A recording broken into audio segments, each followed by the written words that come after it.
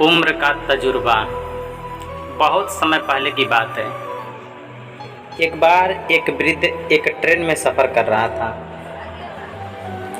संयोग से जिस कोच में वह बैठा था, यानी कि जिस डिब्बे में वह व्यक्ति बैठा था, वह डिब्बा खाली था।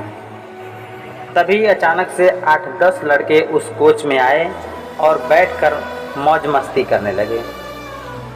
उस 8-10 लड़कों में एक लड़के ने कहा, चलो आज हम इस ट्रेन की जंजीर खींचते हैं। तभी वहीं पर बैठे दूसरे लड़के ने कहा, यहाँ लिखा है 500 रुपये जुर्माना और 6 माह की कैद। दूसरे लड़के की यह बात सुनकर तीसरे लड़के ने कहा, इतने लोग हैं, चंदा लगा के 500 रुपये जमा कर लेंगे।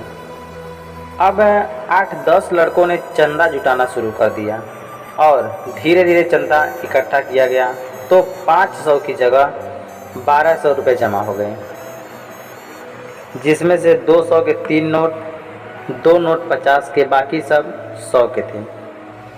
चंदा जुटाने के बाद यहाँ चंदा पहले लड़के की जेब में रख दिया गया।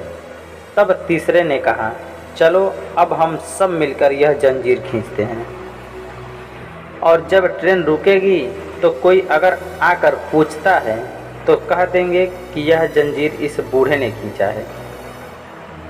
तब पैसे भी नहीं देने पड़ेंगे। बेचारा बूढ़ा व्यक्ति वहीं पर पास में बैठा उस नौजवान लड़कों की सारी बातें चुपचाप सुन रहा था। जब उसे लगा कि यह लड़के मुझे फंसा देंगे, तब उस बूढ़े व्यक्ति ने हाथ जोड़ के कहा, बच्चों, मैंने तुम्हारा क्या बिगाड़ा है? मुझे क्यों फंसा रहे हो बेटा? लेकिन उस बूढ़े व्यक्ति के उस 8-10 लड़कों ने कोई भी बात नहीं सुनी और उससे 8-10 लड़कों में से किसी ने भी उस बूढ़े व्यक्ति की बात नहीं सुनी और लास्ट में जंजीर खींच दी गई। जब ट्रेन अचानक से रुकी तो तलाशी करने के लिए टीटी सिपाही के साथ डिब्बे में आया और देखा कि वहाँ उस डिब्बे में 8-10 लड़के और सिर्फ एक बूढ़ा व्यक्ति ही बैठा है। वो टीटी सिपाही को लेकर उस नौजवान लड़कों के पास आया और पूछा कि डिब्बे की जंजीर किसने खींची? तो सभी लड़कों ने एक स्वर में कहा, इस बूढ़े ने जंजीर खींची है। टीटी लड़कों की यह बात सुनकर उस बूढ़े व्यक्ति से गुस्सा होकर बोला, शर्म नहीं आती इस उम्र में ऐसी हरकत करते हुए? तब उस बूढ़े व्यक्ति ने टीटी और सिपाही के सामने अपने घुटनों के बल गिरकर हाथ जोड़कर कहने लगा, साहब, मैंने ही जंजीर खींची है, लेकिन मेरी बहुत मजबूरी थी, इसीलिए मुझे जंजीर खींचनी पड़ी। टीटी ने उस बूढ़े व्यक्ति की बात सुनकर उससे पूछा, ऐसी भी क्या मजबूरी थी जो आपको जंजीर खींचनी पड़ी? तब उस बूढ़े व्यक्ति ने कहा, साहब, मेरे पास केवल 1200 रुपये थे, जो इन सब लड़कों ने मिलकर मेरे पैसे मुझसे छीन लिए और मेरा सारा पैसा इस पहले लड़के ने अपनी जेब में रखे हैं, जिसमें 200 रुपये के 3 नोट और 2 नोट 50 के, बाकी सब 100 रुपये के नोट हैं। उस बूढ़े व्यक्ति की बात सुनकर अब टीटी ने सिपाही से कहा कि इस लड़के की तलाशी लो।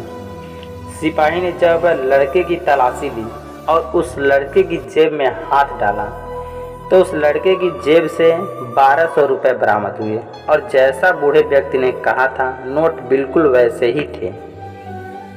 1200 रुपयों को वृद्ध व्यक्ति को पुलिस और टीटी ने वापस कर दिया और उनको छोड़ दिया और उन सभी 8-10 लड़कों को अगले स्टेशन पर पुलिस के हवाले कर दिया गया।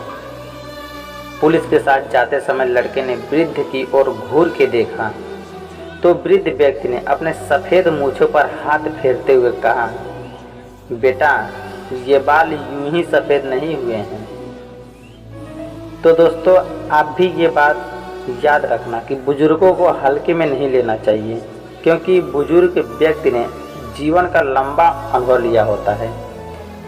उनके अनुभव का उपयोग करें और समय और पैसा दोनों बचाएं।